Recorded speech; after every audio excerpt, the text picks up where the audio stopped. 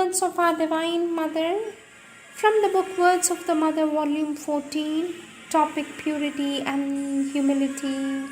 Purity. Our Divine Mother says purity is the best of powers. This is purity, to accept no other influence but only the influence of the divine. On earth, true purity is to think as the divine thinks, to will as the divine wills, to feel as the divine feels.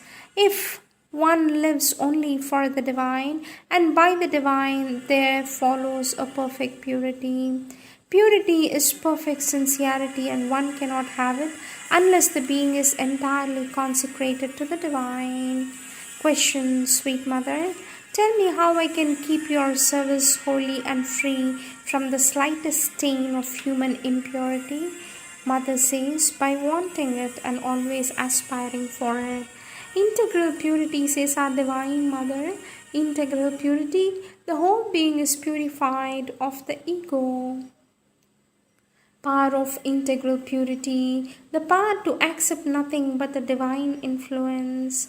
Mental purity, a mirror which does not distort. Perfect mental purity, a spotless mirror constantly turned towards the divine. Integral mental purity, silent, attentive, receptive, concentrated on the divine. This is the path to purity. Vital purity is to begin with the abolition of desire. Vital purity, as says our Divine Mother, begins with the abolition of desire. Collective purity, a very precious achievement but one difficult to obtain. Divine purity, it is happy just to be in all simplicity. Simplicity, says our Divine Mother, to express harmony of all things, simplicity is the best. There is a great beauty in simplicity. Integral simplicity is a simplicity which is the consequence of a perfect sincerity. Spirituality is supreme simplicity. True spirituality is very simple. Humility and modesty is the next topic. Our Divine Mother says humility is adorable in its simplicity. The greater beings are always the most simple and modest. Correct self-evaluation, simple and modest, does not try to push itself forward. Modesty is satisfied with its own charm and does not draw attention to itself. The more we advance on the path, the more modest we become, and the more we see that we have done nothing in comparison to what remains to be done. We must learn that whatever our efforts, whatever our struggles, whatever even our victories, compared with the path still to be traversed, what we have already traveled is nothing. Do not think yourself big or small or important or unimportant, says our Divine Mother. For we are nothing in ourselves. We must only live to become what the divine wills of us. You are becoming very wise and approaching the realization that we are nothing. We know nothing and we can do nothing. Only the Supreme Divine knows and does and is. Our Divine Mother says, true humility consists in knowing that the Supreme Consciousness, the Supreme Will alone exists and that the I is not. To be humble means for the mind, the vital and the body never to forget that without the divine they know nothing, are nothing and can do nothing. Without the divine they are nothing but ignorance, chaos and impotence. The divine alone is truth, life, power, felicity. Therefore, the mind, the vital and the body must learn and feel once and for all that they are wholly incapable of understanding and judging the divine, not only in his essence but also in his action and manifestation.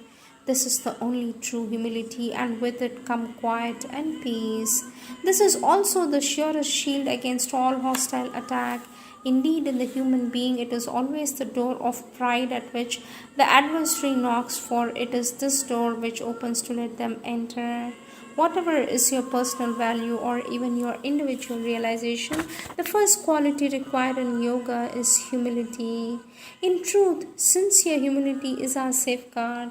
It is the surest way to the indispensable dissolution of the ego. Humility and sincerity are the best safeguards. Without them, each step is a danger. With them, the victory is certain. Gratitude and faithfulness. Gratitude. Our Divine Mother says, gratitude, it is you who opened all the closed doors and let the grace which saves penetrate deeply. Gratitude is a loving recognition of the grace received from the Divine, a humble recognition of all that the Divine has done and is doing for you, the spontaneous feeling of obligation to the Divine, which makes you do your best to become less unworthy of what the Divine is doing for you. Detailed gratitude, the gratitude that awakens in us all the details of the divine grace. Integral gratitude, our Divine Mother says, the whole being offers itself to the Lord in absolute trust. Mental gratitude is the gratefulness of the mind for what makes it progress. The best way to express one's gratitude to the Divine is to feel simply happy. There is no better way to show one's gratefulness to the Divine than to be quite happy. To accept gladly what I give is never selfish. There is no better cure for egoism than a happy gratefulness. Always joyfully accept what is given you by the Divine. A self-willed man cannot be grateful because when he gets what he wants, he gives all the credit for it to his own will. And when he gets what he does not want, he resents it badly and throws all the blame on whomever he considers responsible, God, man, or nature. It is very difficult to keep our gratitude, says our Divine Mother. It is very difficult to keep your gratitude. For a time it comes very strongly and again it goes back.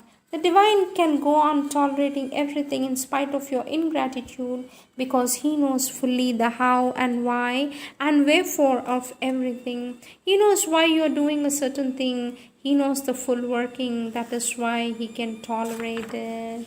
The nobility of a being, says our Divine Mother, the nobility of a being is measured by its capacity of gratitude. Faithfulness, says our Divine Mother, we can count on you. You never fail us when we need you. Incorruptible faithfulness, nothing can turn you away from the duty you have chosen. This is faithfulness, to admit and to manifest no other moments, but only the moments prompted and guided by the Divine. The strength is always with you to be always faithful to the Divine will. In the present condition of the world, an absolute faithfulness to the Divine has become an indispensable need. Surely, when faithfulness prevails all around, it is time to be truly faithful and to stand untouched, unmoved in the storm. Faithfulness is a condition for peace and protection. Without faithfulness in one's consecration to the Divine, there can be no peace in the heart. Be faithful to the Divine and you will enjoy a constant peace. Be always faithful to your faith. You will feel no sorrow. Be simple, sincere, faithful in front of the grace which is constantly with you. The obedience to the Divine will must be total. These are the divine words of our Divine Mother.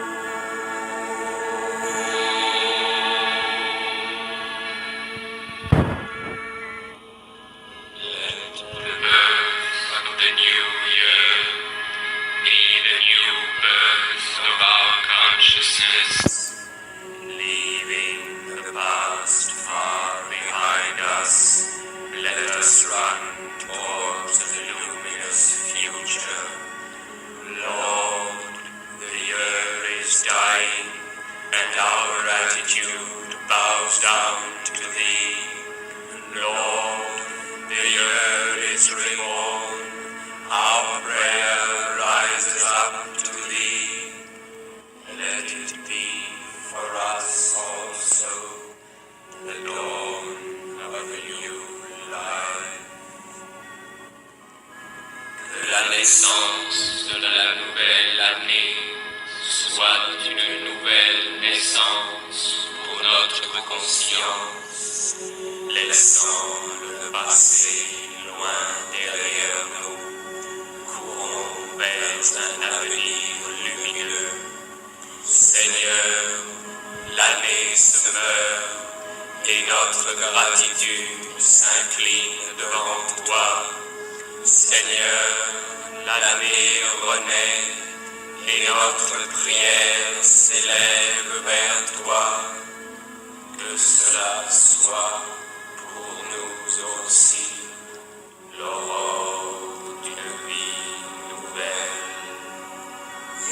Superno yantarikshanyakhyat gavir vepahaya surah sunitha kvedanim suryah kashiketa katamavyam rashmirasya tatana